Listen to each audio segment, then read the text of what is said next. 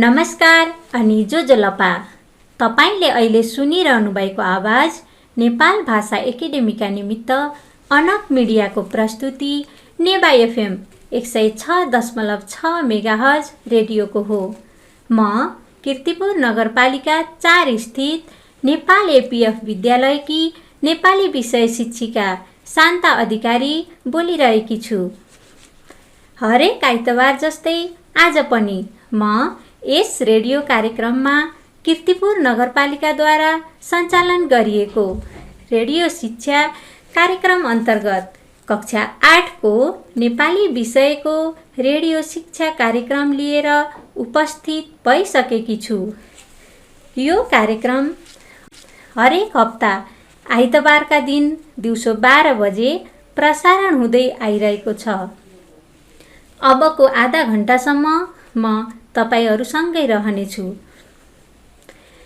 विद्यार्थी भाइ बहिनीहरू, अगाडिका कक्षाहरूमा हामीले कविता विधा र कथा विधा अन्तर्गत रहेर छलफल गरिसकेका छौं। आज हामी तपाईहरुकै पाठ्यपुस्तकको पाठ 3 मा रहेको जीवनी विधामा छलफल गर्नेछौं। आशा छ भाइ बहिनीहरूले अघिल्ला कक्षाहरूमा जस्तै आज पनि अबको करिब आधा घण्टासम्म रेडियो नजिक बसेर साथ दिनुहुनेछ। आज हामीले पढ्ने जीवनीको अर्थात् पाठको शीर्षक रहेको छ देवकुमारी थापा।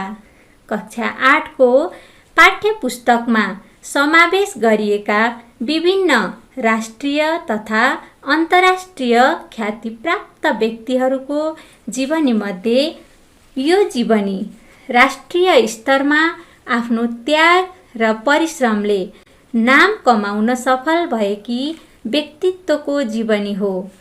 देवकुमारी थापाको जीवनका विभिन्न पक्ष र उनले दिएको योगदानको चर्चा गर्नुभन्दा अगाडि हामी जीवनी विधाका बारेमा पनि प्रष्ट हुनु जरुरी हुन्छ।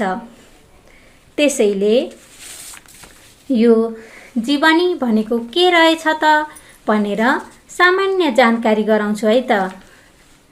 जीवन शब्दमा ई प्रत्यय लागेर बनेको जीवनी शब्दको अर्थ कसैको जीवन सम्बन्धी वृत्तान्त वा कुनै व्यक्तिको जीवनमा भएका गतिविधिको वर्णन गरिएको विधा भन्ने हुन्छ। जीवनभरिका घटना एवं तिता मिठा अनुभवहरूको श्रृङ्खला नै जीवनी हो। जीवनी साहित्यको एउटा सशक्त विधा हो। समाज तथा राष्ट्रको उन्नति, प्रगति साथै समृद्धिका निम्ति विशिष्ट योगदान पुर्याउने प्रतिभाको जीवनको समग्र भागको व्यक्तित्वमाथि प्रकाश पार्ने तथ्यमूलक घटना नै जीवनी हो। जीवनीमा व्यक्तिका जन्मदेखि मृत्युसम्मका विविध उतार चढाव, सङ्घर्ष र सफलताहरूका घटनाक्रमलाई विवेचना तथा विश्लेषण गरिएको हुन्छ।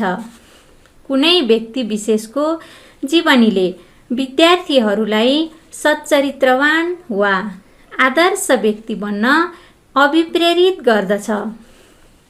सबै मानिसको जीवनकाल सुखमय वा सहज रूपमा व्यतीत नभएको पनि हुन सक्छ। अनेक दुःख कष्ट सहेर पनि जीवनदेखि हरेस नखाई सङ्घर्ष गरेर आफ्नो कर्मपथमा लम्किरहेका हुन्छन्। मानिसले जन्म लिएपछि विविध बाधा अडचनको सामना गर्नुपर्छ। दुःखमा धैर्य गुमाउनु हुँदैन। सहनशीलताले मानिसलाई सफलतातिर अग्रसर गराउँछ भन्ने कुरा विभिन्न व्यक्तिको जीवनीबाट सिक्न सकिन्छ।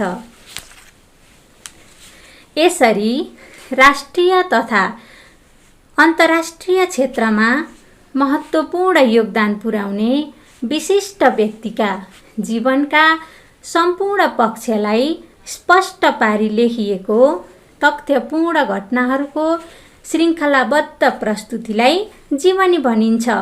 विद्यार्थी भाइ बहिनीहरू, तपाईहरूको पाठ्यपुस्तकमा समावेश जीवनीले हामीलाई परिश्रमपूर्वक आफ्नो देश र समाजको उन्नतिमा मन, वचन र कर्मले लागि पर्नको लागि उत्प्रेरणा प्रदान गर्दछन्। भाइ बहिनीहरू, अब हामी आजको हाम्रो पाठ्यवस्तुतर्फ लाग्दैछौँ। असल मान्छे बन्नको लागि प्रेरणा दिने वा हौसला दिने व्यक्तिलाई प्रेरक व्यक्तित्व भनिन्छ। हामी कोही न कोहीबाट हौसला पाएर नै असल बन्ने प्रयत्न गर्छौँ र आवश्यक कुरा सिक्छौँ। हाम्रा आमा बुवाहरूले खान, हिँड्न, पढ्नका लागि हौसला दिनुभयो। त्यसैले हामी यी काममा सक्षम भएका हौँ। त्यस्तै शिक्षक, साथी र आफन्तहरूले पनि हामीलाई हौसला दिने गर्नुहुन्छ। विश्वमा समाज, साहित्य र शिक्षाका क्षेत्रहरू भने धेरै फराकिला छन्। त्यहाँसम्म पुगेर सबैलाई असल काममा हौसला दिने व्यक्ति थोरै मात्र हुन्छन्। यस्ता प्रेरक व्यक्तिमा देवकुमारी थापाको नाम अग्रपङ्क्तिमा आउँछ। उनी नेपाली साहित्य, समाज र शिक्षाको विकासमा सबैलाई हौसला दिने प्रेरक व्यक्तित्व हुन्। विद्यार्थी भाइ बहिनीहरू, देवकुमारी थापाको जन्म विक्रम सम्वत 1985 वैशाख 2 गतेका दिन भारतको दार्जिलिङ क्षेत्र अन्तर्गत खरसाङमा भएको हो। उनी माता रमादेवी र पिता हस्तबहादुर कटुवालकी कान्छी छोरी हुन्। उनका पतिको नाम बबरसिंह थापा हो। हुने बिरुवाको चिल्लोपात भने झैँ उनी सानैदेखि निकै प्रतिभाशाली थिइन्। उनी विद्यार्थी कालमा जाँचमा सधैँ प्रथम हुन्थिन्। उनले प्रवेशिका उत्तीर्ण गरी स्वास्थ्य क्षेत्रमा डिप्लोमा गरेकी थिइन्। उनी विवाहपछि विक्रम सम्वत 2022 सालमा दार्जिलिङबाट नेपाल आइन् र विभिन्न क्षेत्रमा काम गर्न सुरु गरिन्। भाइ बहिनीहरू, यो त भयो देवकुमारी थापाको सामान्य परिचय। अब हामी देवकुमारी थापाले विभिन्न क्षेत्रमा पुर्याएको योगदानको बारेमा चर्चा गरौँ है त। सबैभन्दा पहिला देवकुमारी थापाले साहित्यको क्षेत्रमा पुर्याएको योगदानको बारेमा पढ्छौँ। बाल साहित्यमा देवकुमारी थापाको विशिष्ट स्थान छ। देवकुमारी थापा बालबालिकाहरू नै देशका भविष्य निर्माता हुन् भन्ने धारणा राख्थिन्।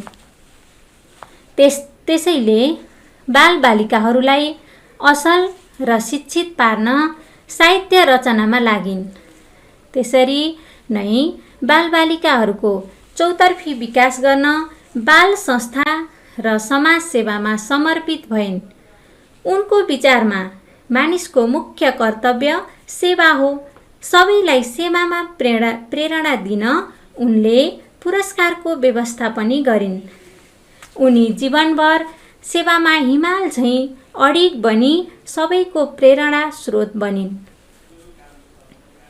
विद्यार्थी भाइ बहिनीहरू, देवकुमारी थापाले नेपाली साहित्यमा तपाईहरू जस्तै बालबालिकाको लागि भनेर थुप्रै बाल साहित्यका किताबहरू लेखेकी छन्। उनका पुण्यात्मा आमा, रामको कथा, कथाको बटुलो, प्रलय प्रतीक्षा, टपरी, भोगतृप्ति, देवकुमारी थापाका प्रतिनिधि कथाहरू आदि कथा सङ्ग्रह प्रकाशित छन्। उनका बाल कथा छोटा र मिठा छन्। तिनमा बालकहरूको स्वभाव, रुचि र बानी व्यवहारको चित्रण गरिएको छ। बालक मनको प्रस्तुति भएका कारण उनका कथालाई बाल मनोवैज्ञानिक कथा भनिन्छ। बाल मनोविज्ञान भनेको बालकको भित्री मनको कुरा बुझेर त्यसलाई प्रस्तुत गर्नु हो। उनले पनि बालकको अन्तर्मनमा पुगी कथाहरू लेखेकी छन्। त्यसैले यिनलाई बाल मनोवैज्ञानिक कथाकार भनिन्छ। उनमा असल वातावरण र सकारात्मक सन्देशले नै बालबालिकाहरूको सुन्दर भविष्य निर्माण गर्न सकिन्छ भन्ने विश्वास थियो। उनका रचनाहरूमा राष्ट्रभक्तिको सन्देश पनि प्रशस्त पाइन्छ। उनकै प्रेरणाले नेपाली साहित्य र बाल साहित्य लेखनमा धेरैले प्रवेश गरे। भाइ बहिनीहरू, प्राविधिक मित्रबाट सङ्केत प्राप्त भए बमोजिम म अब छोटो व्यावसायिक विश्रामका लागि अनुमति चाहन्छु। विश्रामपछि पाठको बाँकी अंश लिएर उपस्थित हुने नै छु। झिगो मतिना चुले जाया वाला गबले हुएगो मुख बेनस्वा। दोस्तों नमस्ते, ये कलाकार राजी टिपू जी सकल नेवातेको स नेवा एफएम 106.6 निश्चित चची 24 घण्टा प्रसारण जुया चल्दो नेनाली स निगाली स नेवा जुयाको गर्व जाने छ।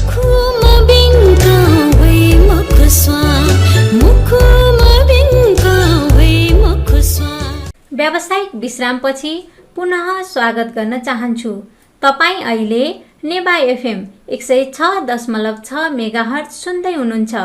कीर्तिपुर नगरपालिकाद्वारा निर्मित यो कार्यक्रम तपाईँ आफ्नो मोबाइलमा हाम्रो पात्रो एप डाउनलोड गरी हाम्रो रेडियोमा पनि सुन्न सक्नुहुनेछ।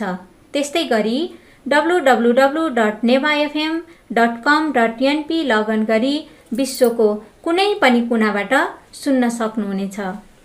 विद्यार्थी भाइ बहिनीहरू, तपाईहरूले पनि देवकुमारी थापाले लेखेका बाल कथाहरू पढेर मनोरञ्जन र नैतिक शिक्षा प्राप्त गर्न सक्नुहुन्छ है त?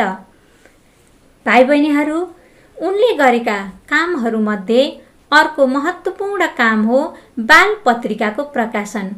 उनी सम्पादक रही प्रकाशन भएको हिमाल किशोर नामक पत्रिका पहिलो नेपाली बाल पत्रिका हो भाइ बहिनीहरू। देवकुमारी थापाले यो पत्रिका प्रकाशन गर्नुभन्दा अगाडि कुनै पनि बाल पत्रिका प्रकाशन भएको थिएन। उनले बालबालिकाहरूका लागि मनका भावना बुझेर बाल पत्रिकालाई निकै रोचक बनाउने प्रयत्न गरिन्। साहित्यमा मात्र होइन विद्यार्थी भाइ बहिनीहरू, देवकुमारी थापाले स्वास्थ्य क्षेत्रमा पनि काम गरिन्। उनले तत्कालीन समयमा गाउँ गाउँमा घुमेर बालक, महिला, वृद्ध लगायत धेरै अशक्त र बिरामीहरूको उपचार गरिन्। यसरी गाउँ गाउँमा घुमेर स्वास्थ्य क्षेत्रमा काम गर्दा उनलाई समाज सेवा गर्ने प्रेरणा प्राप्त भयो। उनले विराटनगरको बाल मन्दिरमा 30 वर्षसम्म काम गरेर असल सेवाको उदाहरण पनि दिइन्। त्यसै गरी उनले हिमाल महिला सङ्घ र नेपाली साहित्य सम्मेलन आदिबाट समाज सेवा सुरु गरिन्। यसरी उनले आफ्नो पाइला समाज सेवातर्फ पनि अगाडि बढाइन्। त्यसपछि उनले विविध सामाजिक संस्थामा आबद्ध भएर काम गरिन्। उनी देश विदेशका विभिन्न कार्यक्रममा सहभागी बन्थिन् र असहाय, उत्पीडित, विपन्न र रोगग्रस्त मानव समुदायको दुःख पीर हटाउन सधैँ तत्पर रहिन्। यसरी विशेष गरी स्वास्थ्य क्षेत्रमा उनले पुर्याएको योगदान अतुलनीय र अविस्मरणीय रहेको छ। विद्यार्थी भाइ बहिनीहरू, उनी विभिन्न सामाजिक, सांस्कृतिक र शैक्षिक संस्थामा पनि कार्यरत थिइन्। उनी विराट साहित्य संस्थाको अध्यक्ष भएर काम गरिन्। बाल साहित्य समाज, गुरुकुल विद्यालय, नेपाल प्रज्ञा प्रतिष्ठान आदि संस्थामा पनि उनी सक्रिय भएर काम गरिन्। यस प्रकार उनले अनेकौं संस्थामा रहेर समाज सेवाको क्षेत्रमा उल्लेखनीय योगदान गरिन्। भाइ बहिनीहरू, देवकुमारी थापा बालबालिकाहरूको हेरचाह र शिक्षामा सर्वाधिक रुचि राख्थिन्। उनी पढाउने काममा पनि ज्यादै सिपालु थिइन्। अर्थात् उनले आफू शिक्षिका भएर अत्यन्तै प्रभावकारी ढङ्गले बालबालिकाहरू शिक्षित बनाउने काम पनि गरिन्। देवकुमारी थापा सादा जीवन र उच्च विचारमा विश्वास गर्थिन्। भाइ बहिनीहरू, महाकवि लक्ष्मीप्रसाद देवकोटाले आफ्नो कवितामा भनेका थिए नि, के हो ठुलो जगतमा पसिना विवेक, उद्देश्य के लिनु उडी छुनु चन्द्र एक। हामीले सधैँ उच्च विचार राख्नु पर्दछ, अर्थात् उडेर चन्द्रमा छुने उद्देश्य राख्नु पर्दछ भन्ने देवकोटाको विचार जस्तै देवकुमारी थापा पनि जीवन सादा जिउने तर विचार उच्च राख्ने व्यक्तित्व थिइन् र त्यसलाई सकेसम्म व्यवहारमा पनि उतार्ने प्रयत्न गर्थे। बाल मैत्री वातावरणमा शिक्षा दिन सबैलाई सल्लाह दिन्थिन्। यो बाल मैत्री वातावरण भनेको के होला भन्ने प्रश्न तपाईहरूको मनमा उब्जिन सक्छ। त्यसैले म यसलाई थोरै प्रष्ट पार्छु है त। विद्यालय आएका बालबालिकालाई उनीहरूको रुचि, क्षमता तथा आवश्यकता अनुसारको शिक्षणलाई नै बाल मैत्री शिक्षण भन्न सकिन्छ।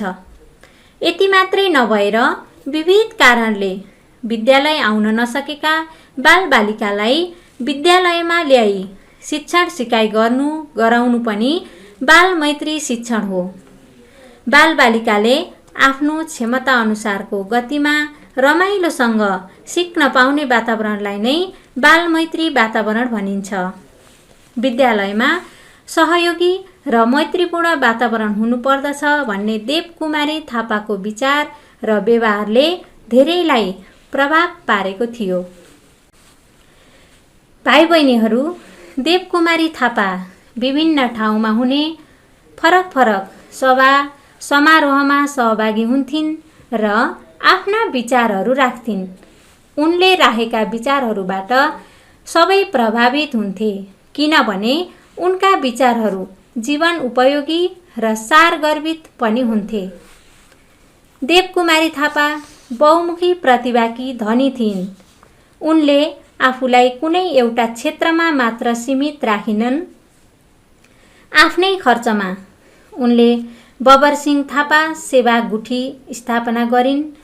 मैले अगाडि नै भनिसकेँ भाइ बहिनीहरू, बबरसिंह थापा उनकै श्रीमानको नाम हो। आफ्नै श्रीमानको नामबाट उनले बबरसिंह थापा सेवा गुठी नामक संस्थाको स्थापना गरिन्। यसरी उनले साहित्य, शिक्षा, स्वास्थ्य, समाजसेवा आदि क्षेत्रमा दिएको योगदानको कदर स्वरूप उनलाई विभिन्न पुरस्कारहरूबाट सम्मान पनि गरियो। उत्तम कुँवर पुरस्कार, प्रतिभा पुरस्कार, महेन्द्र प्रज्ञा पुरस्कार आदि पुरस्कारबाट उनलाई सम्मान गरियो। उनी सेवा पदक, गोर्खा दक्षिण बाहु, रत्नश्री स्वर्ण पदक आदिबाट पनि विभूषित भइन्। उनको कर्मशील जीवनबाट प्रभावित भएर उनलाई 2055मा नागरिक अभिनन्दन समेत गरियो। विद्यार्थी भाइ बहिनीहरू, मान्छे भएर जन्मेपछि एक न एक दिन त सबैले यो संसारबाट बिदा लिनै पर्छ। कवि शिरोमणि लेखनाथ पौड्यालको काल महिमा कविता त सबैले सुन्नुभएकै छ होला। यसमा उनले भनेका छन्, पाका भूल दया क्षमा र ममता सन्तै सजान्दैन त्यो, इन्द्रै बिन्ती गरुन् झुकेर पदमा त्यो बिन्ती मान्दैन त्यो, थुप्रोमा उधिनी मिठो र नमिठो रोजेर छान्दैन त्यो, खाता जाँची दुरुस्त नबुझी बिर्सेर हान्दैन त्यो,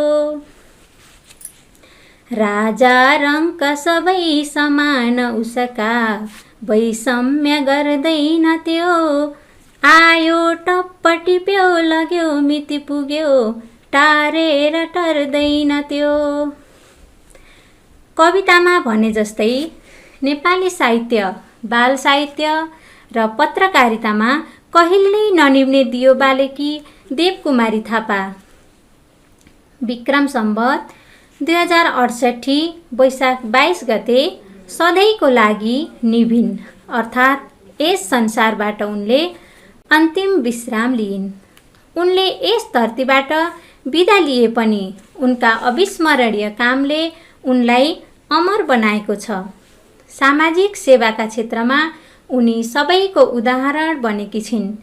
शिक्षा क्षेत्रमा उनी त्यसरी नै बालकदेखि वृद्धसम्मका लागि प्रेरणाको स्रोत बनेकी छन्। उनले बाल सेवा लगायत मानव सेवा र राष्ट्र सेवाका निम्ति असल पथ प्रदर्शकको काम गरेकी छन्। उनी शिक्षा, साहित्य र समाज सेवाका क्षेत्रमा प्रेरणाकी स्रोत बनेकी छन्। विद्यार्थी भाइ बहिनीहरू, देवकुमारी थापा आफ्नो कर्मपथमा अगाडि बढ्ने क्रममा अर्थात् आफ्नो लक्ष्यमा अगाडि बढ्ने क्रममा थुप्रै बाधा अवरोधहरू नआएका होइनन्। यद्यपि उनी ती बाधा अडचनलाई किनारा लगाउँदै आफ्नो लक्ष्यको चुचुरोमा पुग्न सफल भइन्।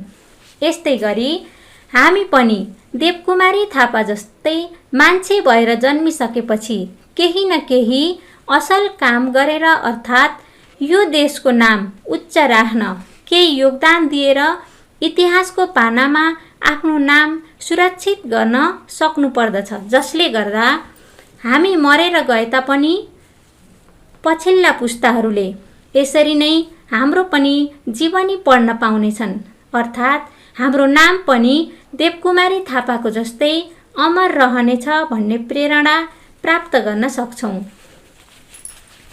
सेवा नै धर्म हो भन्ने भावले प्रेरित भएर हिमाल झैँ अडिग भएर काम गर्ने प्रेरणा हामीले उनीबाट पाउन सक्छौँ। उनी आफ्नो व्यक्तिगत र पारिवारिक स्वार्थभन्दा धेरै माथि उठेर समाज सेवाको क्षेत्रमा योगदान दिने महान व्यक्ति हुन्। रोग, भोक, गरिबी र अशिक्षाबाट पीडित बनेका नागरिकहरूलाई सेवा गर्नुपर्दछ, राष्ट्रभक्तिमा लाग्नुपर्दछ र हामीले गर्न चाह्यौँ भने असम्भव भन्ने कुरा केही पनि छैन। अल्छी, थकाइ र निराशा मानिसका शत्रु हुन्। त्यस्ता कुरालाई जित्नको लागि आत्मबल र जाँगर हुनुपर्दछ भन्ने प्रेरणा पनि हामीले यस जीवनीबाट प्राप्त गर्न सक्दछौँ। भाइ बहिनीहरू, कस्तो लाग्यो त देवकुमारी थापाको जीवन कथा? पक्कै पनि उनले गरेका कामहरूबाट तपाईहरू पनि प्रेरित भएर जीवनमा केही न केही नयाँ काम गर्ने र आफ्नो नाम अमर बनाउने अठोट गर्नुभयो होला भन्ने पूर्ण विश्वास लिएकी छु है त। विद्यार्थी भाइ बहिनीहरू, तपाईहरूको पाठ्यपुस्तकमा सृजनात्मक खण्ड अन्तर्गत साहित्यकार पारिजातको जीवनी लेखनका लागि केही बुँदाहरू दिएको छ। तपाईहरूले ती बुँदाहरूमा आधारित भई पारिजातको जीवनी लेख्ने प्रयास गर्नुहोस् है त। भाइ बहिनीहरू, मलाई विश्वास छ भाइ बहिनीहरूले पक्कै पनि अभ्यास गर्नुहुनेछ। ल त विद्यार्थी भाइ बहिनीहरू, प्राविधिक मित्रबाट समय समाप्त भएको जानकारी प्राप्त भएकाले म आजको पाठ यही अन्त्य गर्न अनुमति माग्दछु। आजको यस कार्यक्रममा प्राविधिक सहयोग गर्नुहुने मित्रलाई धन्यवाद दिँदै आगामी हप्ता यही समयमा पुनः भेट्ने बाचाका साथ आजलाई म शान्ता अधिकारीलाई अनुमति दिनुहोस्। छिनछिनमा साबुन पानीले हात राम्ररी धोएर घरमै सुरक्षित बस्नुहोला।